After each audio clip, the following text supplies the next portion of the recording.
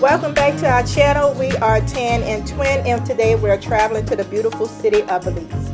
We are currently on our cruise ship today, the Carnival Liberty, and we are taking a transit boat from the boat to the island. It is a 25-minute boat ride from the boat to the island due to the coral reefs in the water.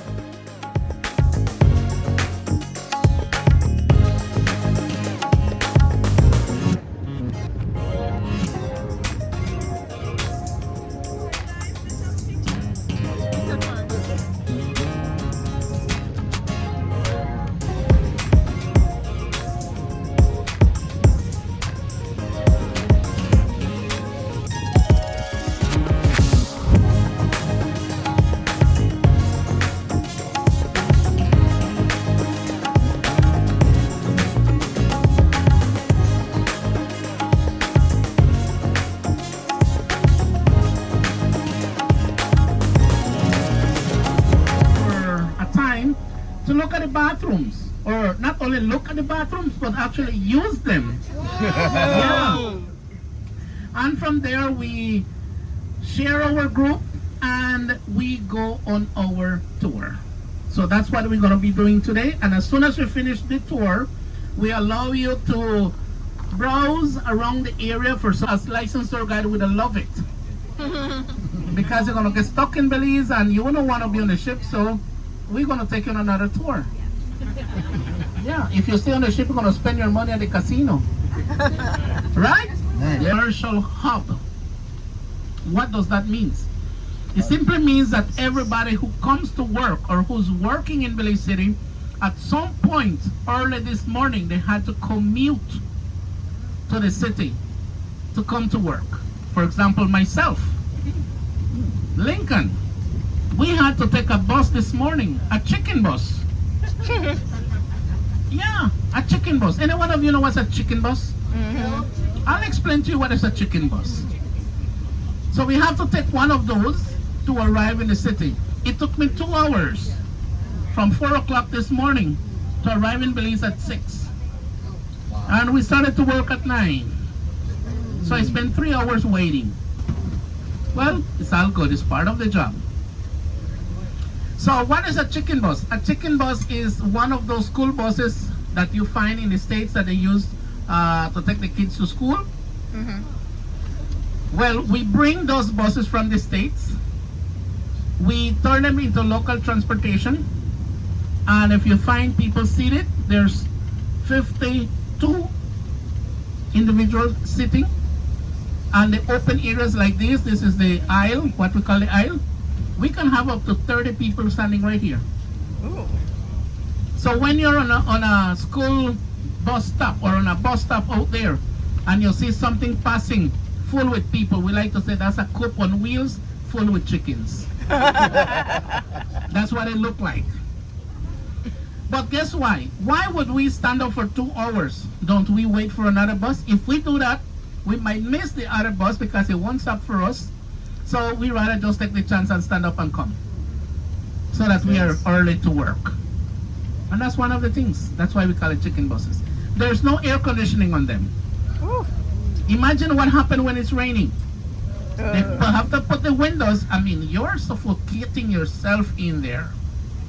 And that's what happens. But we're used to it. So if today the AC would start failing on this bus, I hope it doesn't happen. Let me knock on wood. Wish me luck on that, right? This is not wood. But if it do happen, we usually have a backup bus that we can count. Just for the beneficial of you, right? And that's one of the things. Now, ladies and gentlemen, the area we're passing by is known as King's Park. It does not mean that king and queen live here. But this is where the rich people live.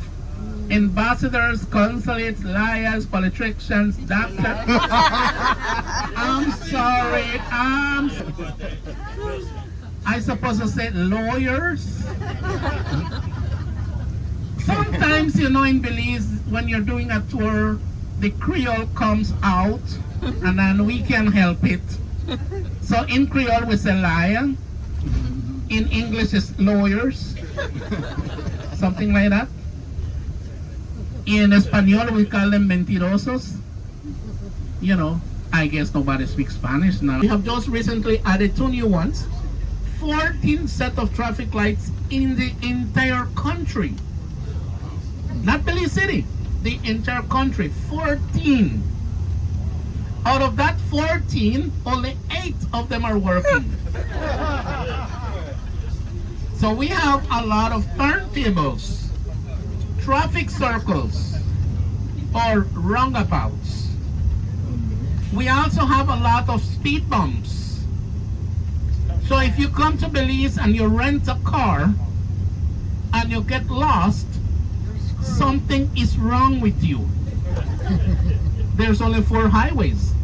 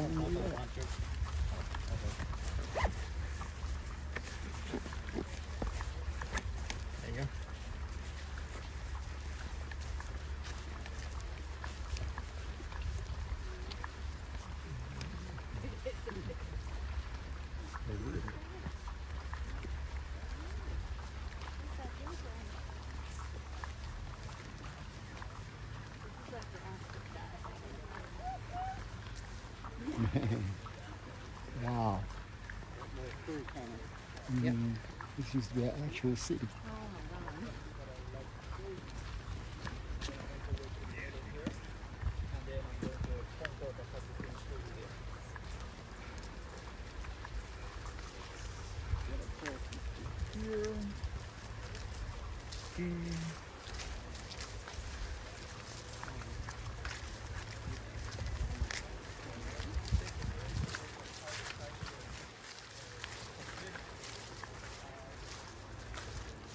Let's come a bit more, just in case the sun comes out. We stand up under the tree. Hopefully it doesn't come out too far.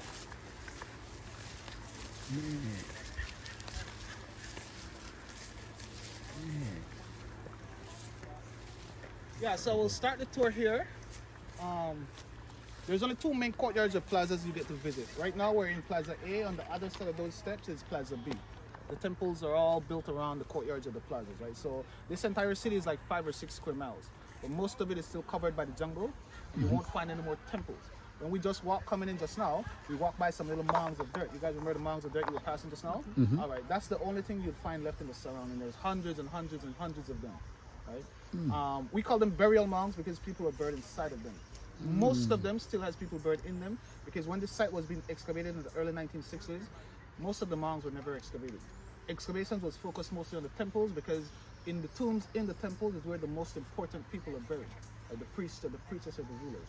So most of the city is still covered and most of the stuff still has people buried in them. Right, so we'll start right here at Plaza A.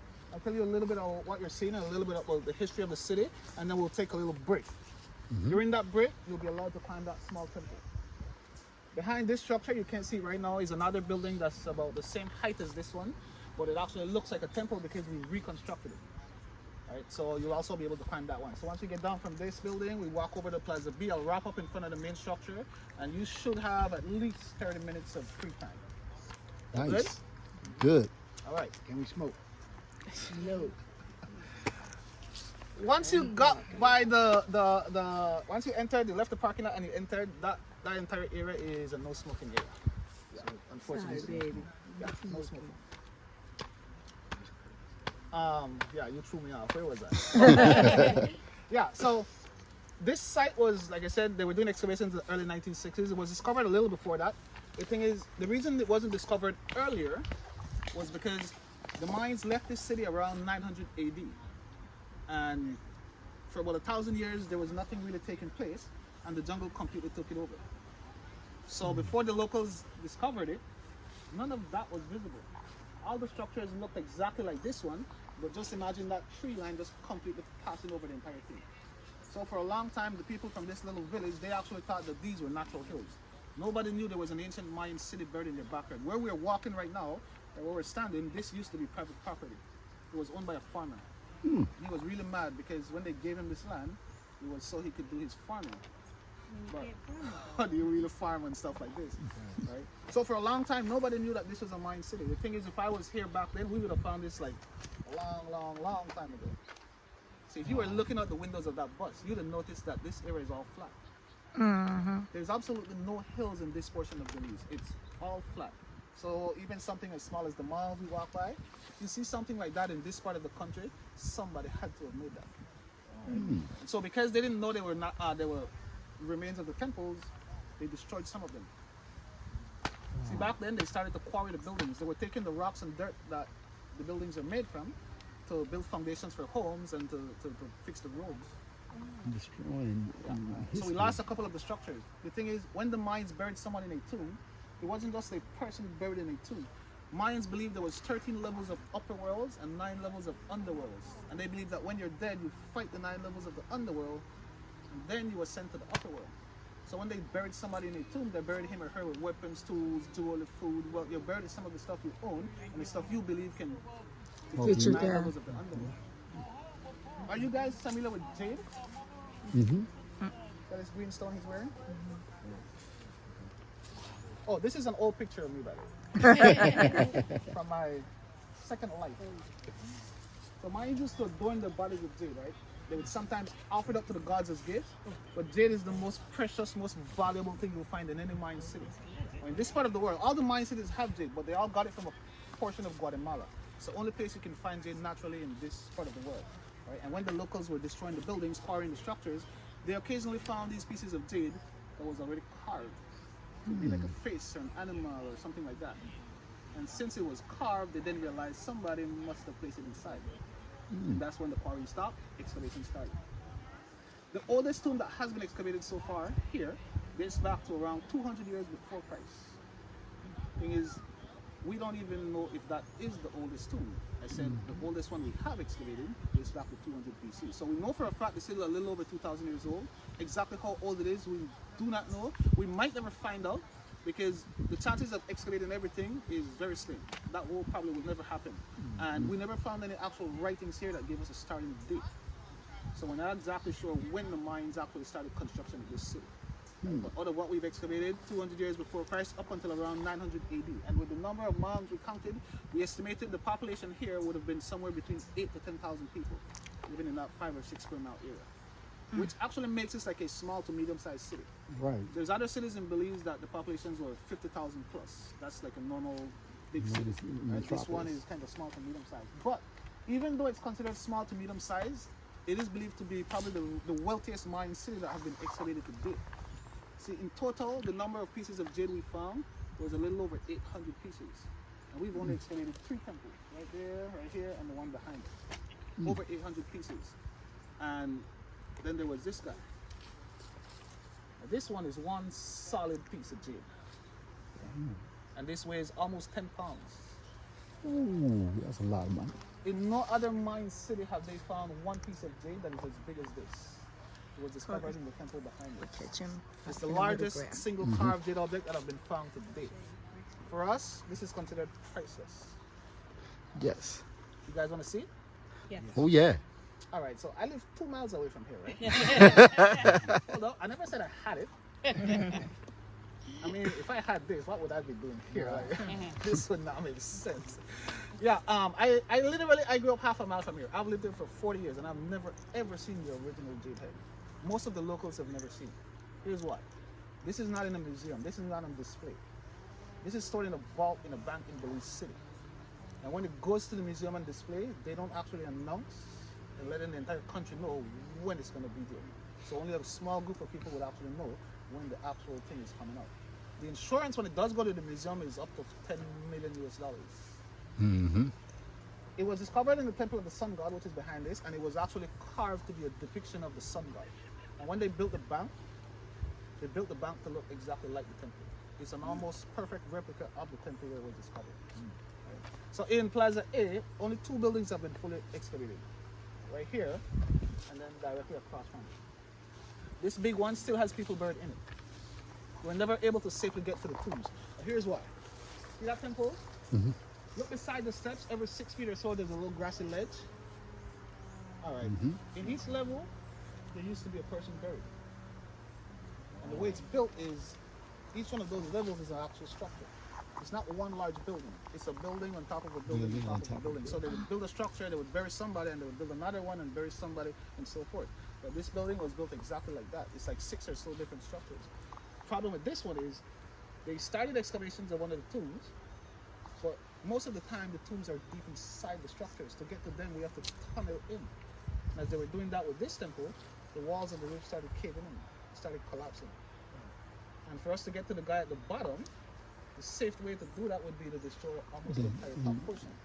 We're not going to destroy a structure this size, so we might never actually find out what's inside that building. Right? So we found. What happened to that one right there? No, what you're looking at is reconstruction. After they excavated that building, they removed the grass and dirt. They found some of the original things, stairs and walls. Thing is, here the structures were built from limestone. All the other walls is limestone. If you know anything about limestone, if limestone is old, it deteriorates. It won't get soft and porous. It's going to break down. So once we uncover what's left of the original, we actually have to build something back on top of it in order to preserve it. We cannot leave the original stuff exposed because the rain alone would just wash the entire thing away. Right? So like I said, we found 3 men inside of that building. In one of the tombs, we found one person in a tomb, and he was buried a little over 300 pieces of jade. So we've never found anybody else in the entire Mayan world. Just one person in a tomb with 300 pieces of jade. Because we never found any writings, we don't know exactly who he was. We know he was a high priest because of the stuff we found buried along with him, suggesting what rituals or ceremonies he was partaking in. But he could also have been a ruler. But again, because of no writings, we don't know for sure whether he was a ruler and a priest or just a high priest. Right? But yeah, whoever he was, for his time, he was probably the richest Mayan alive. Yeah. And then came the guy with the jade head, which they're not around the same time. These buildings we're looking at, they're actually several hundred years older than the buildings in Plaza B. Right? Here, there used to be only one person. And so far, out of the three temples we've excavated, this is the only temple where we found a tomb. And in that tomb, the skeletal remains turned out to be a woman, as opposed to the others being all males. Here we found the high priestess. Now this building, we know it was built to a goddess named Ixchel, and Ixchel is the moon goddess, the medicine goddess, and the goddess of childbirth and fertility.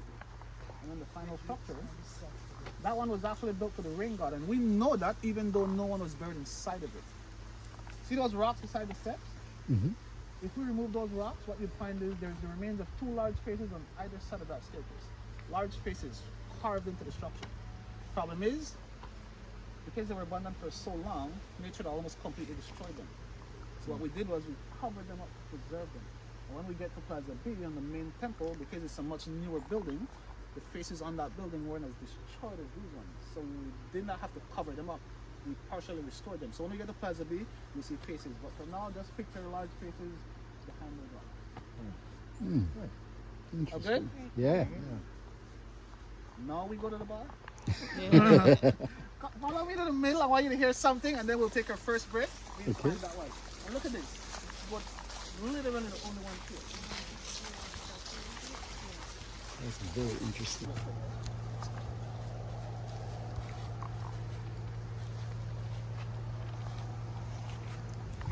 guys can see that. We usually save the best one for last. Alright, so listen to this. I'm going to snap my fingers. Listen to this tempo.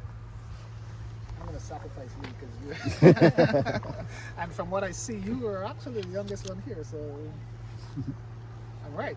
She's the youngest, right? Yeah. We'll get to that eventually. Listen to it. See that? Now you can do what you were going to do. Oh. Man. See, there's a guy inside, right? And every time he copies you. He's my cousin. Yeah. After when the park closed, we'll meet up by the restaurant and the bar, and then we'll share whatever I made. So look at the staircase itself. Notice there's 2 types of rock. There's some limestone bricks on this side, my right or your left, and then there's some chert or flint rocks on this side. That echo is possible because of the limestone bricks. Imagine 1500 years ago, everything around was limestone, even the floor, because beneath this grass and dirt, there's an actual plastered floor. If you were paying attention, when we came in, I was telling somebody about the mame tree. We came around by that large cedar tree there where the rocks was, and we took a little bit of a slope To before we come got in. into Plaza A. That's because where the mame tree is and behind the rocky point, that's the natural landscape. This is all artificial. The mines piled up a lot of rocks and dirt. They made a plastered floor, and they built the temples on an actual foundation. So back then, they'd be coming from all around. But the way it works is, inside that little room at the top is where the god priest would stand. And the walls and the roof of the rooms, of the buildings, is limestone. When he's speaking from inside that room in a loud godlike voice, the people in the courtyard would hear his voice project from the structure, and it would echo around. It would actually give the illusion of an actual god speaking from inside another world. Smoke and mirrors. This is like Wizard of Oz type thing. Okay. And then he would tell them that, you know, the god is really mad and they need to sacrifice somebody. Ah. Because she was a young. Actually, you don't have to worry. I saw some kids. Look at that. Yeah. You know why would choose that little baby? No. Why? Is it longer life? Innocence. Yeah. As the youngest person here, I can't tell if it's a boy or a girl, but that's It's a little girl. the girl, even better. That child is supposedly the purest and the cleanest. I said supposedly because I got young kids and that's what I want to do. I'm kidding. No, but it's like this, right? Imagine asking the rain god for rain. You gave him this, drought. 10 years, no rain. He wants pure blood. And the Mayans believed it was a great honor to be sacrificed. The thing is, when a person was sacrificed, he or she would not be buried in a tomb because you don't have to fight here To get up there. here. The reward of being sacrificed is you are guaranteed access to the upper world. It was the only way to ensure that you got to the upper world is if you were sacrificed. Unfortunately, in Altun Ha, we haven't found any actual proof that they were sacrificing humans. And I said unfortunately because it would make for a much better tour. When we get on top of that building, there's actually an altar at the top of it. And I'll be able to show you where the blood would be cooled down and all that stuff. But I can't do that because we don't know if they were actually sacrificing people here. They used to sacrifice animals, and the priests and priestess, occasionally, they would pierce their own body and collect their own blood. The thing is, if you're a priest or a priestess, you're the closest thing to a god. Your blood is actually the purest. And so they would sometimes burn their own blood. Interesting. All good? Any questions? All right, who's ready to get high? Let's go. High as in... Oh, What you would think. This is not that type of tour. We did that 6 o'clock this morning. 4 the park open. You weren't even up yet. All right, so check this out, right? So this building, you climb this from the front, you come back and using the same staircase. The first 2 steps, they're a little bigger than the others. Coming down, the safe way to come down is to go sideways. The safest way is on your butt. Head up, you go to you for a few minutes, grab some pictures, make your way down. Once everybody gets done, we're going to move over to the main structure. Go to the second courtyard, sorry. We'll wrap up and then you'll be able to climb that one as well. So you guys know your limit. You won't be able to make it back down. That's the best you guys.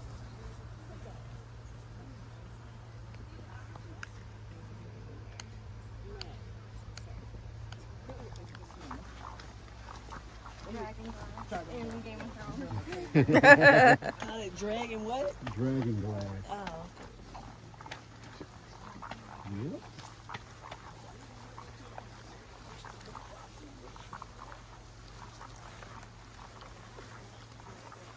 To the building. On the right, so this structure has face. I said there's faces on it. So and one more picture. Over on this side are some residential structures. But they're more like palaces. Right? The other houses. So those mounds. I never said this, did I? I didn't tell you what those mounds were used for originally. No, I said they're burial mounds. But when they were first built, they weren't mounds. They were foundations for homes. Each one of those mounds was either square or rectangular. And it had a wooden structure with a palm leaf roof built on top of it. And a large family would live in that house. And when somebody died, they buried that person in a tomb in the floor of the house itself. Wait, what's the show? Alien something? Yeah, ancient aliens. That shit there? Yeah. I mean, I watch it. The guys, they got some good arguments. It's just like,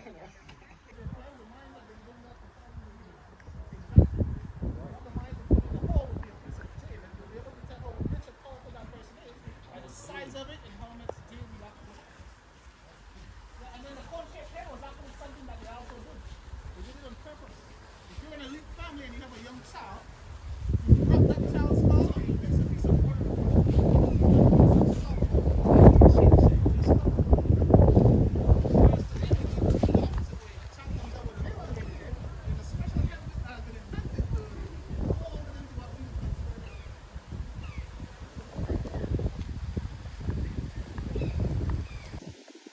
the reason earlier I mentioned this area is all flat. The reason it's all flat is because this is a limestone bed.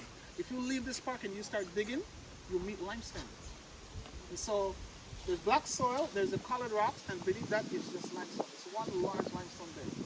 Wow. So when the mines were building the city, they were quarrying down to get the bricks. So they made these holes, limestone pit. It rained, it filled up with water. And because it's limestone, the limestone would actually keep the water pure and clean. In the dry season, these holes would go dry. Most of them, there's only a few of them that would retain water throughout the dry season because they're much larger than the average ones. Right? Once they abandoned the area and the nature started taking over, all the leaves, hundreds of years of leaves dying, trees dying, soil washed in, it covered that bottom layer, which was original limestone. So now if it goes dry, we see black soil. Like I said, if we dig up all of that, or scrape away all of that black soil, You're going to hit limestone. it's limestone. So during the regular years, that's where the people that live around the city would collect fresh water. Now, if you were to head east, 5 miles behind or in front of me is the city. And it's that salt water. So they wouldn't use that for consumption or for the crops. That would be for mode of transportation, or they would fish and stuff like that. You see the side of the building? Different levels. In each level there used to be someone. Now if you count it, there's only 6 levels, but we actually found 2. Remember I said there used to be another one on top of that. I was telling somebody there used to be another structure on the top of it, but that was almost completely destroyed. So we wiped the entire thing away and we made a floor, but we did find someone buried inside of it. So there's 1, 2, 3, 4, 5, 6. That one would have made 7.